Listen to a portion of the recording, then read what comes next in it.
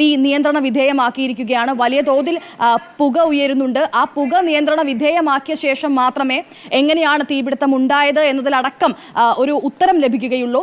നിലവിൽ ആർക്കും അപകടമില്ലാതെ, ഒരാളപായവുമില്ലാതെ ആ തീ നിയന്ത്രണ വിധേയമാക്കാൻ സാധിച്ചു. കൊച്ചിയുടെ നഗരമധ്യത്തിൽ സൗത്ത് പാലത്തിന് സമീപമുള്ള ആക്രി ഗോഡൌണിലാണ് തീപിടുത്തമുണ്ടായത്.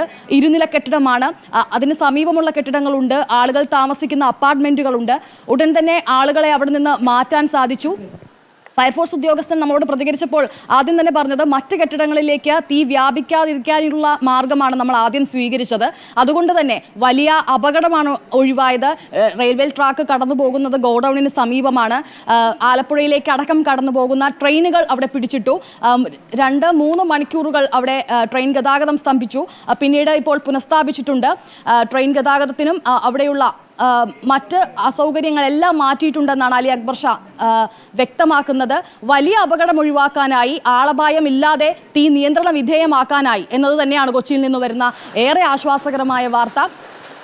അലി, ഇപ്പോൾ ഷോർട്ട് സർക്യൂട്ട് ആകാം, ഒരുപക്ഷെ ഷോർട്ട് സർക്യൂട്ട് ആകാം ഈ അപകട കാരണമെന്നാണ് പറയുന്നത്. 12 സിലിണ്ടറുകൾ അല്ലെങ്കിൽ അതിലധികം സിലിണ്ടറുകൾ പൊട്ടിത്തെറിച്ചു. അത് ഈ അപകടത്തിൻ്റെ വ്യാപ്തി കൂട്ടിയെന്ന് പറയാനാകില്ല. കാരണം ഉടൻ തന്നെ ഫയർഫോഴ്സ് യൂണിറ്റുകൾ എത്തുന്നു, തീ നിയന്ത്രണ വിധേയമാക്കുന്നു. ആ ഉയരുന്ന പുക മാത്രമാണ് നിലവിൽ ഫയർഫോഴ്സ് സംഘത്തിന് മുന്നിൽ ഒരു വെല്ലുവിളി ഉയർത്തുന്നത്.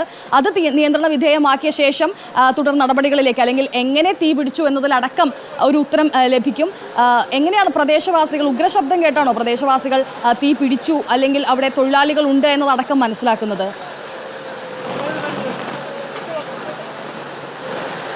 നിഷ, ഇപ്പോൾ ദൃശ്യങ്ങളിൽ കാണാമെന്ന് കരുതുന്നു. ഈ ഗോഡൌണിലേക്ക് കയറാൻ ഫയർഫോഴ്സിന് മുന്നിലുള്ള പ്രതിസന്ധി എന്ന് പറയുന്നത് ഈ ടോക്സിക് കണ്ടന്റുള്ള പുകയാണ്. കാരണം ഈ പ്ലാസ്റ്റിക് ആക്രി സാധനങ്ങൾ കത്തി അമർന്നതിന്റെ പുക ഇപ്പോഴും ഉണ്ടാവും. ഗോഡൌണിന്റെ പിൻവശത്ത് നിന്ന് JCB ഉപയോഗിച്ച് സാധനങ്ങൾ നീക്കി ഒരു അകത്തേക്ക് കയറാനുള്ള വഴി ഉണ്ടാക്കാനുള്ള ശ്രമമാണ് ഇപ്പോൾ നടക്കുന്നത്. അതിന്റെ ദൃശ്യങ്ങളാണ് ഇപ്പോൾ നമ്മൾ കണ്ടുകൊണ്ടിരിക്കുന്നത്.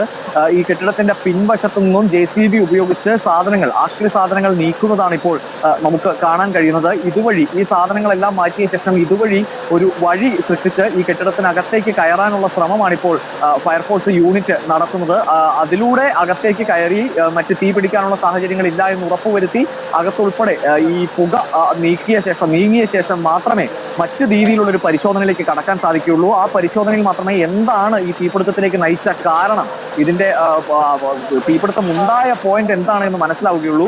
ഈ ഷോർട്ട് സർക്യൂട്ട് ആകാം എന്നതൊരു പ്രാഥമിക നിഗമനം മാത്രമാണ്. അതിന് മറ്റെന്തെങ്കിലും കാരണങ്ങൾ ഇതിനുണ്ടായിട്ടുണ്ടോ എന്ന കാര്യത്തിൽ വ്യക്തത വരേണ്ടതുണ്ട്. അതുപോലെ തന്നെ തൊട്ടടുത്ത് നേരത്തെ തന്നെ ഓഫീസർ സംസാരിച്ചപ്പോൾ നമ്മളോട് പറഞ്ഞത് ട്രാൻസ്ഫോമർ ഉൾപ്പെടെ തൊട്ടടുത്ത് വരുന്നുണ്ട്. ഇതിൽ നിന്ന് സ്പാർക്ക് ഉള്ളതെല്ലാം വലിയൊരു വെല്ലുവിളിയായിരുന്നു ഇതിനകത്തേക്ക്, ഈ പരിസരത്തേക്ക് അടുക്കാൻ വേണ്ടി. സ്വാഭാവികമായും അത്തരത്തിലുള്ള എല്ലാ അപകട സാധ്യതകളും തടഞ്ഞ ശേഷം, അതിനെല്ലാം തടയിട്ട ശേഷമാണ് ഉദ്യോഗസ്ഥർ ഈ രക്ഷാപ്രവർത്തനത്തിലേക്ക് കടന്നത്. ഈ 6ഓളം തൊഴിലാളികൾ ഇതിനകത്തുണ്ട് എന്ന് രക്ഷാപ്രവർത്തനം തുടങ്ങിയപ്പോഴാണ് മനസ്സിലായത് എന്നാണ് നേരത്തെ ഒരു ഉദ്യോഗസ്ഥൻ പറഞ്ഞപ്പോൾ അദ്ദേഹം വ്യക്തമാക്കിയത്. ഈ 6ഓളം തൊഴിലാളികളെ മറ്റ് ഒരു തരത്തിലുള്ള അപകടവും ഇല്ലാതെ രക്ഷപ്പെടുത്താൻ സാധിച്ചു. പക്ഷേ ഈ ടോക്സിക് ആയിട്ടുള്ള കണ്ടന്റുള്ള പുകയായതുകൊണ്ട് തന്നെ പുക ശ്വസിച്ച് അവർക്ക് എന്തെങ്കിലും ആരോഗ്യ പ്രശ്നങ്ങൾ ഉണ്ടായിട്ടുണ്ടോ എന്ന കാര്യത്തിൽ വ്യക്തതയില്ലാതെ ആശുപത്രിയിൽ നിന്ന് വരേണ്ടതുണ്ട് എന്നും അദ്ദേഹം വ്യക്തമാക്കുന്നുണ്ട്. എന്തായാലും വലിയ രീതിയിൽ ഇത്രയും വലിയൊരു തീപിടുത്തം ഉണ്ടായിട്ടും വലിയ പൊള്ളലേറ്റുണ്ടായ അപകടം വലിയ രീതിയിൽ ഉണ്ടായിട്ടില്ല എന്ന് തന്നെയാണ് റിപ്പോർട്ട് ചെയ്യുന്നത് എന്ന് തന്നെയാണ് ഇപ്പോൾ ഉദ്യോഗസ്ഥരും വ്യക്തമാക്കുന്നത്. എന്തായാലും ഇപ്പോൾ ഈ JCB ഉപയോഗിച്ച് ഈ കെട്ടിടത്തിന്റെ പിൻവശത്തുകൂടി ഒരു വഴി ഉണ്ടാക്കാനുള്ള ശ്രമമാണ് ഇപ്പോൾ ഫയർഫോഴ്സ് ഉദ്യോഗസ്ഥർ നടത്തുന്നത്. ശക്തമായ മഴ ഇപ്പോൾ പെയ്യുന്നുണ്ട്. ഒരു തരത്തിൽ ഇതിന് പിന്നിലൂടെ കയറാനുള്ള പ്രവർത്തനങ്ങൾക്ക് അത് ചെറിയ രീതിയിലുള്ള വെല്ലുവിളി ഉണ്ടാക്കുന്നുണ്ട്. എന്തായാലും പക്ഷേ തീപിടുത്തമായതുകൊണ്ട് തന്നെ സ്വാഭാവികമായും മഴ പെയ്യുന്നതിൽ അനുകൂല സാഹചര്യം കൂടിയാണ്. ഈ പുറത്ത് പുക ഉയർന്നത് കാണാം, പുറത്ത് പിൻഭാഗത്തെല്ലാം ചെറിയ രീതിയിൽ പുക ഉയർന്നത് കാണാം. അവിടേക്ക് എന്തായാലും ഇപ്പോൾ വലിയ വെള്ളം അടിച്ചുകൊണ്ട് ഈ പുക കെടുത്തുകയാണ്. അതിനോടൊപ്പം തന്നെ മഴയുമുണ്ട്. എന്തായാലും ഇതിനകത്തേക്ക് കയറിയാൽ മാത്രമേ ഏത് രീതിയിലാണ് ഈ അപകടം ഉണ്ടായത് എന്ന കാര്യത്തിൽ പരിശോധനയിലൂടെ ഒരു വ്യക്തത വരികയുള്ളൂ. നാട്ടുകാരും ഈ പറഞ്ഞതുപോലെ ഉഗ്രശബ്ദമാണ് കേട്ടത്. വലിയ പൊട്ടിത്തെറി, ഏകദേശം 12ഓളം സിലിണ്ടറുകൾ, 12ലധികം സിലിണ്ടറുകൾ പൊട്ടിത്തെറിക്കുക എന്ന് പറയുമ്പോൾ സ്വാഭാവികമായും വ്യക്തമാണ് വലിയ ഒരു പൊട്ടിത്തെറി, വലിയൊരു ഉഗ്ര സ്ഫോടനം തന്നെയാണ് ഉണ്ടായിരിക്കുന്നത്. ഈ തൊട്ടടുത്തുള്ള ടൂറിസ്റ്റ് ഹോമുകൾ, ഫ്ളാറ്റുകൾ, അവിടെയുള്ള ആളുകളെ എല്ലാം കൃത്യമായി മാറ്റിപ്പാർപ്പിക്കുന്ന സാഹചര്യം ഉണ്ടായി. തീയണച്ച ശേഷവും ഫയർഫോഴ്സ് ഉദ്യോഗസ്ഥർ ആ കെട്ടിടങ്ങളിലെല്ലാം പരിശോധിച്ച് മറ്റ് അപകടങ്ങളില്ല എന്ന് ഉറപ്പുവരുത്തിയെന്നും അദ്ദേഹം നേരത്തെ നമ്മളോട് പ്രതികരിക്കുമ്പോൾ വ്യക്തമാക്കിയിട്ടുണ്ട്. എന്തായാലും ഫയർഫോഴ്സിന്റെ നടപടികൾ തുടരുകയാണ്. റെയിൽവേയുടെ ഗതാഗതം പുനഃസ്ഥാപിച്ചിട്ടുണ്ട്. ഏകദേശം 3 മണിക്കൂറോളം പിടിച്ചിട്ട ട്രെയിനുകളെല്ലാം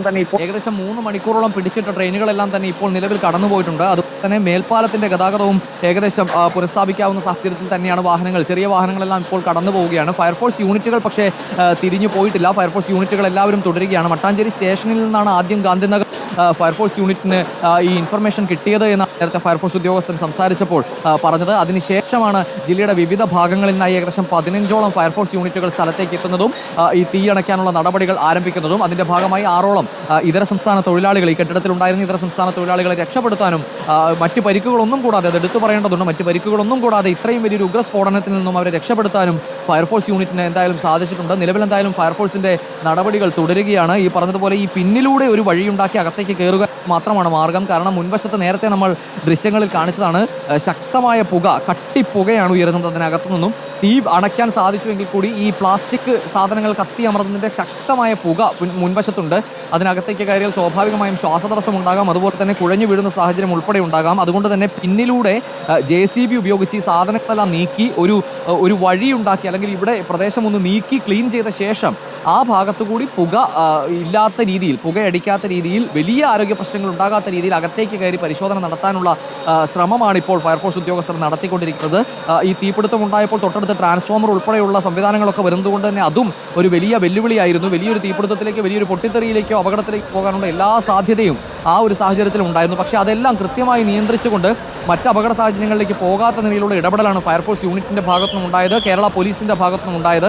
എന്തായാലും എടുത്തു പറയേണ്ട കാര്യം, ഈ കാര്യത്തിൽ വലിയൊരു ആളപായത്തിലേക്ക് പോകുമായിരുന്ന എല്ലാ അനുകൂല സാഹചര്യങ്ങളും ഉണ്ടായ ഒരു അപകടത്തെ ഇത്രയും പെട്ടെന്ന് നിയന്ത്രണ വിധേയമാക്കാൻ, തീ പൂർണ്ണമായും അണയ്ക്കാൻ ഫയർഫോഴ്സിന് സാധിച്ചു എന്നുള്ളതാണ്, കൃത്യമായി ഇടപെടൽ നടത്താൻ സാധിച്ചു എന്നുള്ളതാണ്. എന്തായാലും ഏറ്റവും ആശ്വാസകരമായ വാർത്ത തന്നെയാണ് കൊച്ചിയിൽ നിന്നും രാവിലെ റിപ്പോർട്ട് ചെയ്യാനുള്ളത്. ഒരു വലിയ അപകടം ഉണ്ടായെങ്കിൽ കൂടി ആളപായം മറ്റേതെങ്കിലും നിലയിലുള്ള അപായങ്ങളിലേക്കോ തൊട്ടടുത്തുള്ള സ്ഥാപനങ്ങൾ, വലിയ സ്ഥാപനങ്ങൾ ഉൾപ്പെടെ വരുന്നൊരു സ്ഥലത്ത് മറ്റേതെങ്കിലും നിലയിൽ അപകടത്തിന്റെ വ്യാപ്തി വർദ്ധിക്കുന്ന ഒരു സാഹചര്യത്തിലേക്ക് പോകാൻ അനുവദിച്ചില്ല ഉദ്യോഗസ്ഥർ, ഫയർഫോഴ്സ് യൂണിറ്റും കേരള പോലീസും. എന്നത് എടുത്തു പറയേണ്ട കാര്യമാണ്. എന്തായാലും പിന്നിലൂടെ ഒരു വഴി ഉണ്ടാക്കി അതിനുവഴി അകത്തേക്ക് കയറാനുള്ള ശ്രമമാണ് ഈ ഘട്ടത്തിൽ പുരോഗമിക്കുന്നത്. ശരി, കൊച്ചിയിലാണ് വൻ തീപിടുത്തം ഉണ്ടായിരിക്കുന്നത്. സൗത്ത് പാലത്തിന് സമീപത്തെ ആക്രി ഗോഡൌണിലാണ് തീപിടുത്തം ഉണ്ടായത്.